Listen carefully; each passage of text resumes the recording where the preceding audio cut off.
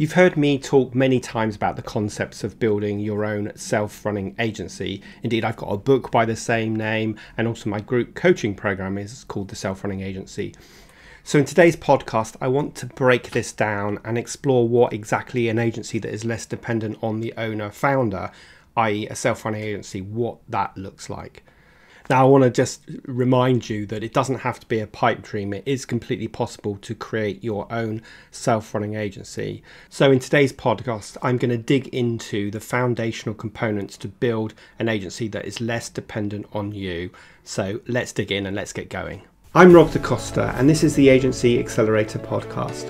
As someone who has stood in your shoes, having started, grown and sold my own agency, I know just how it feels in the ups and downs of agency life. So this podcast aims to ease your journey just a little by sharing mine and my guests' experiences and advice as you navigate your way to growing a profitable, sustainable and enjoyable business. I'm a big believer that we should all be focused on building a scalable agency that is not solely dependent on us. And I'm sure that you're nodding your head as you listen to this, but you probably also have been bashing that same head against a brick wall in terms of actually making this happen. So I want to dig into exactly what you need to focus on. But let's start out by talking about the typical journey of an agency owner in its first 5 years. So you probably had a reason why you started your agency, some kind of catalyst that every entrepreneur has that inspires you to start running your own business. It may be that you're unhappy in your current role, maybe your role was going nowhere, it may be you had an idea, whatever it is, there'll be a reason why you started your agency. And in the first year, maybe you're just going to be running that agency on your own, acting as a freelancer, kind of proving the concept. And then over time, as you get busier, you need to get some additional resources. So you might start outsourcing work to freelancers, or you might hire a virtual assistant. But whatever you do, you need to create more capacity, but you're still really intrinsically involved in every single client account. And then you might start hiring more staff. And what typically happens at this stage is that because we don't have a ton of money, the types of people we're hiring are either very part-time, they're freelancers, or if they're in-house team members, then they're probably fairly junior. And that results in a big gap existing between you and your capability and then the capability of the rest of your team. And of course, as a result of that, you feel you have to be involved in every client account, and indeed every client wants you on their account because they see the business as you. So we need to change that over time, and one of the things that we need to start doing is we need to start hiring more people to bridge that gap. So you might hire some more senior people. Now of course you've got the pressure of earning enough money to feed all these people, and you're often at the back of the queue when it comes to being paid, and all of this leads to lots of stress in your agency and you being stuck on the client service hamster wheel of doom because, as I said, every client wants you on their account. And of course something has to change at this point to start changing that, and that's kind of what we're talking about today, and that is building an agency that is less dependent on you, so that every decision doesn't still sit on your shoulders and every client account doesn't need your attention 24/7. So I'm painting a fairly bleak picture here, but I hope you're nodding your head, because that was certainly my experience of running my agency and how my agency evolved over the first 5 years. And it's certainly the experience of many of the hundreds of agencies that I've worked with over the past 15, 16 years. So there are 5 areas that I want to dig into that are super important that you pay attention to if you want to build a scalable agency that is both profitable and not entirely dependent on you. And it all starts by having a growth mindset rather than a freelancer mindset. So none of what I'm going to talk about works if you haven't got the right mindset around your agency. Now, the freelancer mindset says, everything's on me, I'm the most important person, I need to be involved in everything because I don't trust anybody else. And a growth mindset recognizes that you will quickly become the bottleneck and you need to find a way of getting out the way so that other people can take responsibility for work and you can trust them that it will be done to a good enough level. Now, everything else, the other 4 strategies I'm going to mention, will support that mindset. But if you don't have it to start with, then you are not going to be successful. So I really want you to challenge yourself here. What's going on in your head when a client asks somebody to do something? Do you think, oh, it's quicker to do it myself? I don't want to delegate it because I don't think they'll do it as well as me, or indeed no one will ever do anything as well as me, so I'm just going to hang on to it. If you're really got your fingers in all pies and you want to keep control, then you're going to have this eternal freelancer mindset, and that is definitely going to stop you growing. Doesn't matter how many systems and processes you put in place. Now, if you want to learn more about this entrepreneurial growth mindset, then go back and listen to episode 95 of the podcast, where we dig into this in a lot more detail, so you can learn more about exactly what that means and what you need to do, rather than me spending a ton of time in this episode. So go back and listen to episode 95 and you can learn more about this entrepreneurial mindset. So that's the overarching kind of strategy that starts this whole process.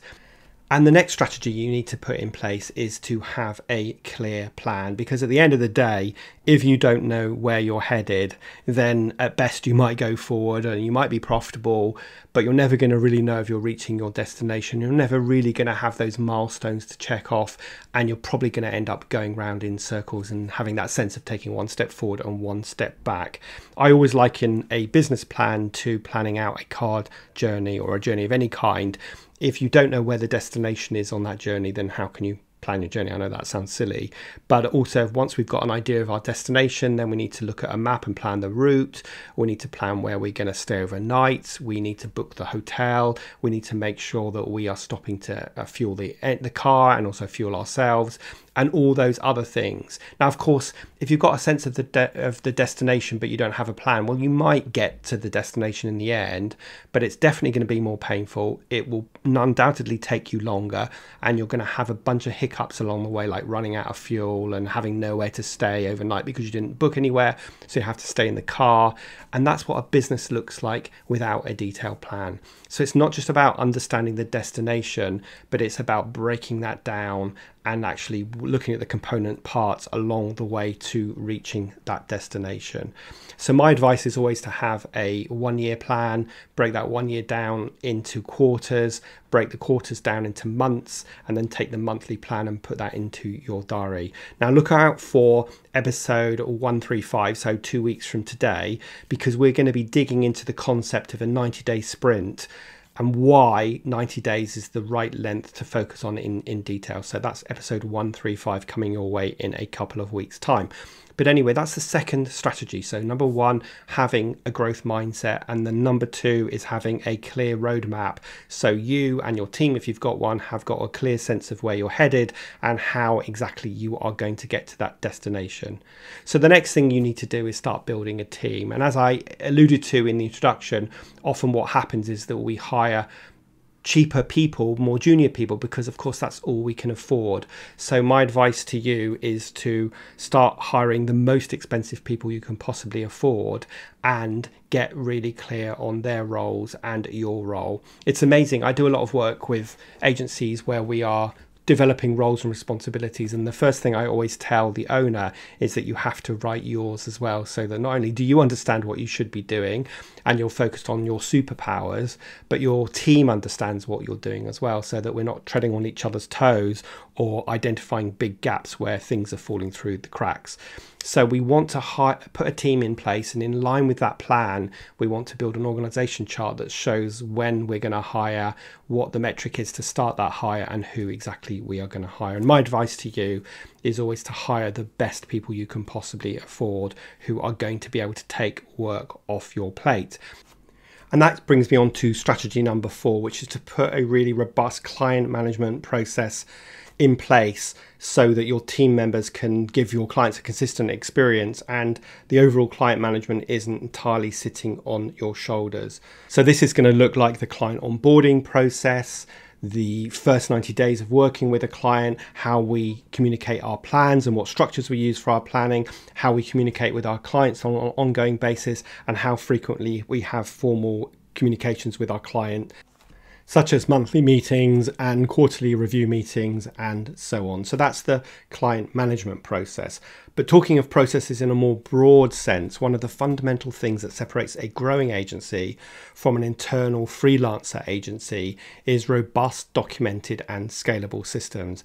Now, that might send a shiver down your spine because a lot of entrepreneurial owners are not detail people and they don't like the idea of this because they think it inhibits creativity and all the rest of it. But to be quite honest, the opposite is entirely true. If you want to scale your agency, you need to start documenting every single type of process that happens in your agency. So standard operating procedures for how you communicate with clients, all of the client management stuff, but managing team members, using IT and everything else. So you want to start documenting it. Basically, you want to get those intuitive behaviors that you have out of your head and documented into a procedure that someone else can follow, because that ensures that whoever's implementing that procedure will be consistent and therefore your agency will be consistent, and that means that you can scale your agency. Now think of this from another perspective. I'm a new employee in your agency and I'm trying to find my way around things. Imagine if there are standard operating procedures for all sorts of things that I would have to do, and how that makes my job so much easier because I can just look at these procedures as a reference guide and as a training guide to help me get my feet under the table as quickly as possible. Now, I use this in my agency for my team, and what I tend to do is I tend to shoot a video showing someone how to do something, because I think people generally find visual learning easier and it's quick for me to do it as well, and I'm not writing hundreds of pages. I supplement it with notes, but predominantly I'm using a video as a way of training to people. So that's a good tip for you, and use something like Loom, loom.com, which you can use for free, or you can buy a paid version. It's not expensive. And I'm not sponsored by Loom, although I should be because I'm a big fan of theirs.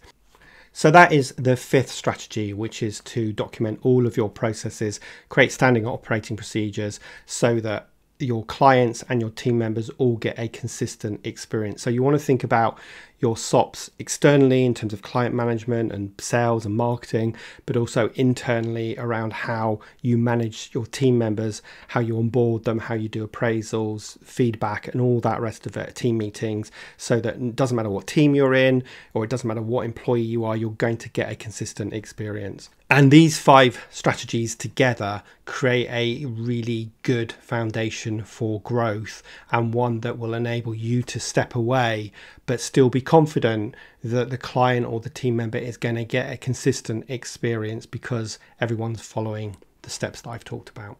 So there you go. Those are the 5 components of building your own self-running agency.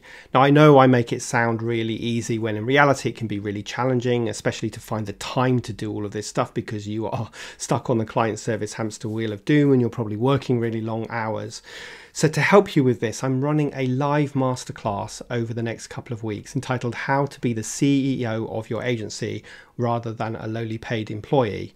Now, I've been working on this content for quite some time, and without bragging too much, it's one of the best live trainings that I've ever put together. So in this 60-minute masterclass, we're going to dig into everything I've discussed today in a ton more detail, and of course a whole bunch more. And I'm going to give you a super valuable workbook at the end to support you to implement what you learn during the masterclass. So if you want to start building your own self-running agency, then please make sure you save your seat. So simply head over to dacostacoaching.co.uk/CEO-masterclass. That's dacostacoaching.co.uk/CEO-masterclass, and then pick your preferred time and date. Now, as I said, it's live, so you will be able to ask any burning questions that you have, and obviously you will walk away with some great ideas, a really valuable workbook, and some one-to-one interaction with me as well. So I really hope you will join me, and I look forward to seeing you there. Okay, another bite-sized episode with 5 actionable ideas. As ever, I hope you found today's episode useful and you genuinely have some thoughts about things that you are going to do differently when you are sitting at your desk. And of course, if you did enjoy the episode, then please consider leaving a review and please share this episode with your colleagues. But other than that, I have a fantastic rest of the week, and I'll see you next Thursday for the next episode of the Agency Accelerator podcast.